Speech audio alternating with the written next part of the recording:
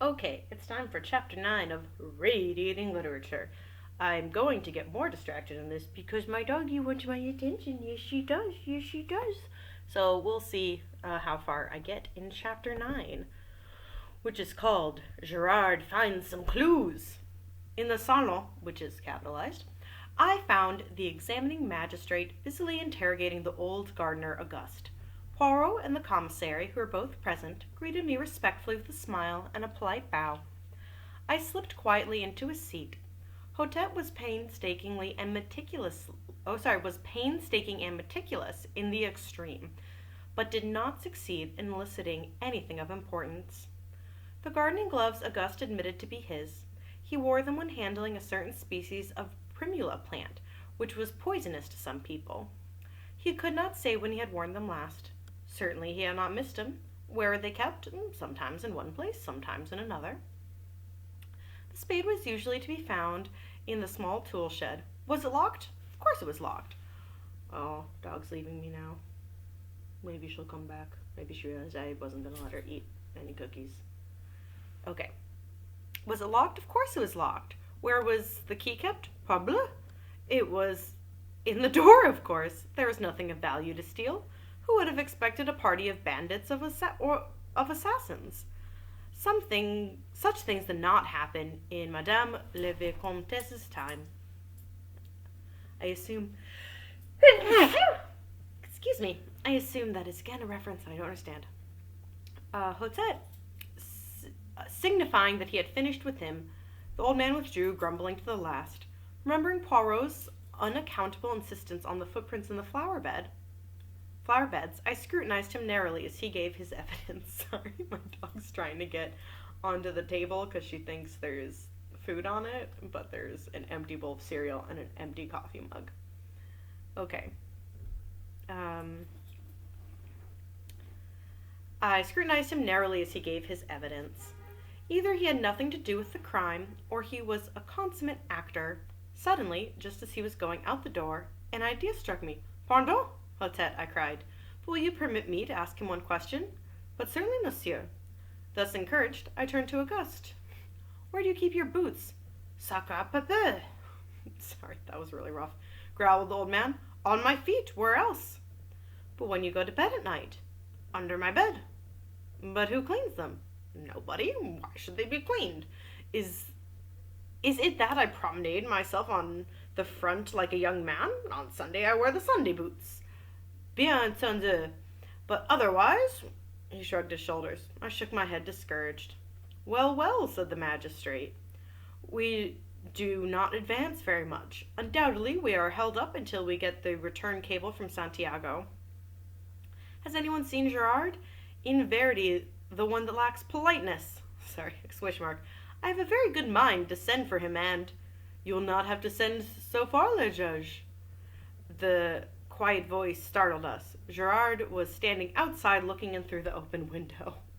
Wow, for detectives, you all are very unobservant. He leaped lightly into the room. When is it leaped and when is it leapt? I don't know. Into the room and advanced to the table. Here I am, le judge at your service. Accept my excuse for not presenting myself sooner. Not at all, said the magistrate, rather confused. Of course, I am only a detective, continued the other. I know nothing of interrogatories. God, just say interrogations. Why do you make me say this word? Were I conducting one, I should be inclined to do so without an open window. Anyone standing outside can so easily hear all that passes. But no matter. Yeah, that's a good point, though. I get this guy's kind of a dick, but he has a good point. Hotet flushed angrily. There was evidently going to be no love lost between the examining magistrate and the detective in charge of the case. They had fallen foul of each other at the start. Perhaps in any event it would have been much the same. To Gerard, all examining magistrates were fools, and to Hotet, who took himself seriously, the casual manner of the Paris detective could not fail to give offense. "Ah bien," Gerard said, the magistrate rather sharply. "Without doubt you have been employing your time to marvel. You have the names of the assassins for us, have you not? And also the precise spot where they find themselves now?" Unmoved by this irony, Gerard replied, "I know at least where they have come from." "Comment?"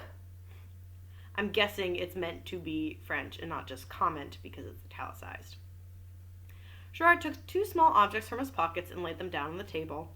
We crowded round. The objects were very simple ones, the stub of a cigarette and an unlighted match. When is it unlighted and when is it unlit? I don't know. The detective wheeled round on Poirot. "What do you see here?" he asked. There was something almost brutal in his tone. It made my cheeks flush. But Poirot remained unmoved. He shrugged his shoulders. "A cigarette end and a match." "And what does that tell you?" Poirot spread his hands. "It tells me nothing." "Ah," said Gerard in a satisfied voice. "You haven't made a study of these things. That's not an ordinary match. Not in this country, at least. It's common enough in South America. Luckily it's unlighted. I mightn't have recognized it otherwise. Evidently one of the men threw away his cigarette end and lit another, spilling one match out of the box as he did so." "And the other match?" asked Poirot. "Which match?" "The one he did light his cigarette with. You have found that also?" "No. Perhaps you didn't search very thoroughly." "Not search thoroughly!" For a moment it seemed as though the detective was going to break out angrily. But with an effort he controlled himself. "I see you love a joke, Poirot, but in any case, match or no match, the cigarette end would be sufficient. It is a South American cigarette with licorice pectoral paper." Poirot bowed. The commissary spoke. "The cigarette end and the match might have belonged to Renaud. Remember, it is only 2 years since he returned from South America." "No," replied the other confidently. "I have already searched the effects of Renaud. The cigarettes he smoked and the matches he used are quite different." "You do not think it odd," asked Poirot, "that these strangers should come unprovided with a weapon, with gloves, with a spade, and that they should so conveniently find all these things?" Gerard smiled in a rather superior manner. "Undoubtedly it is strange. Indeed, without the theory that I hold, it would be inexplicable." "Aha!" said Hotet. An accomplice within the house!" "Or outside it," said Gerard with a peculiar smile. "But someone must have admitted them. We cannot allow that by an unparalleled piece of good fortune, that they found a door ajar for them to walk in. D'accord, le juge. The door was opened for them, but it could just have easily been opened from outside by someone who possessed a key." "But who did possess a key?" Gerard shrugged his shoulders. "As for that, no one who possesses one is going to admit the fact if they can help it. But several people might have had one. Jacques Renaud, for instance. Sorry, it's Jack, not Jacques. Jack Renaud, the son, for instance. It is true that he is on his way to South America, but he might have lost the key or had it stolen from him. Then there is the gardener. He has been here many years. One of the younger servants may have a lover. Or just a friend, whatever. Anyways, it is easy to take an impression of a key and have one cut.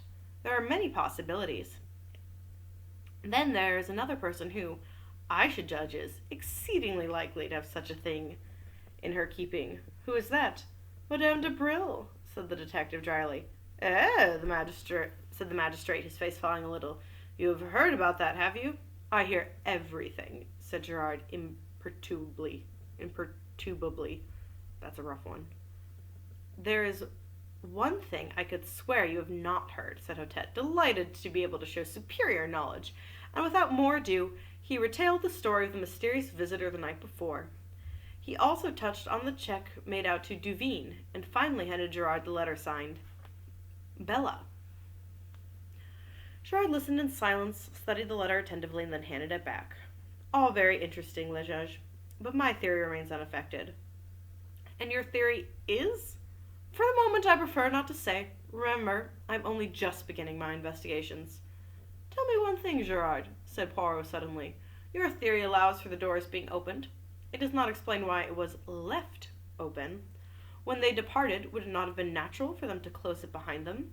If a Sergeant de Ville had chanced to come up to the house, as is sometimes done, to see that all is well, they might have been discovered and overtaken almost at once.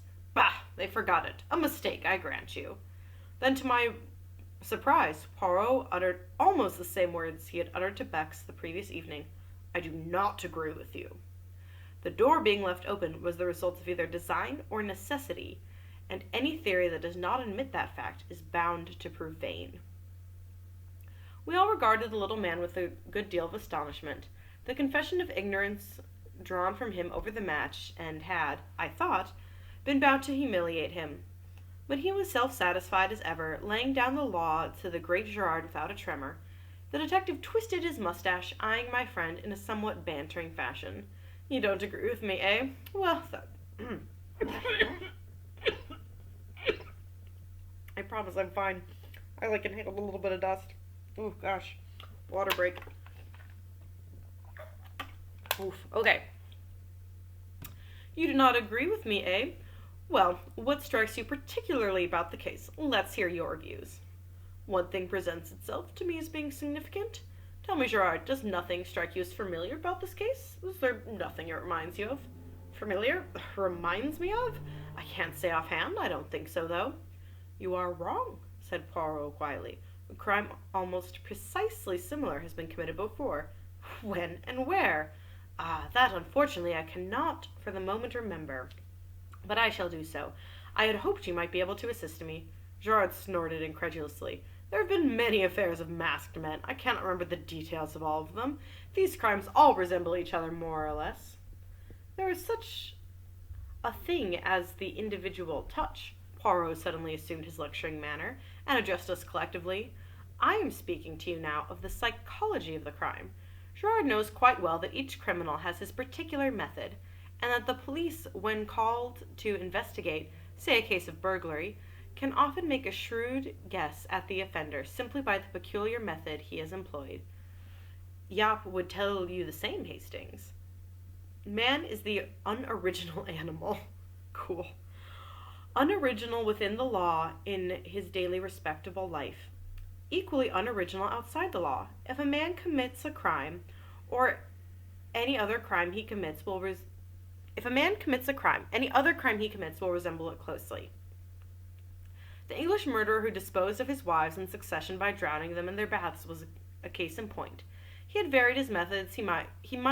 Had he varied his methods, he might have escaped detection to this day, but he obeyed the common dictates of human nature, arguing that what had once succeeded would succeed again, and he paid the penalty for his lack of originality.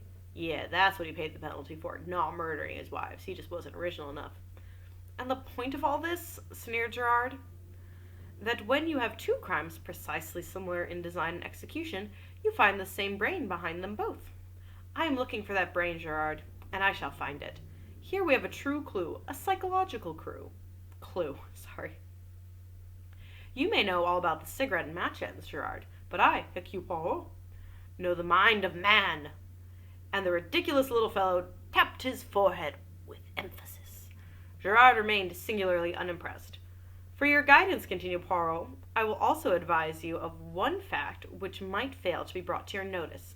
The wristwatch of Madame Renaud on the day following the tragedy had gained 2 hours. It might interest you to examine it. Gerard stared. Perhaps it was in the habit of gaining? As a matter of fact, I'm told it did. Ah bien, then. All the same, 2 hours is a good deal, said Poirot softly. Then there's the matter of the footprints in the flower bed.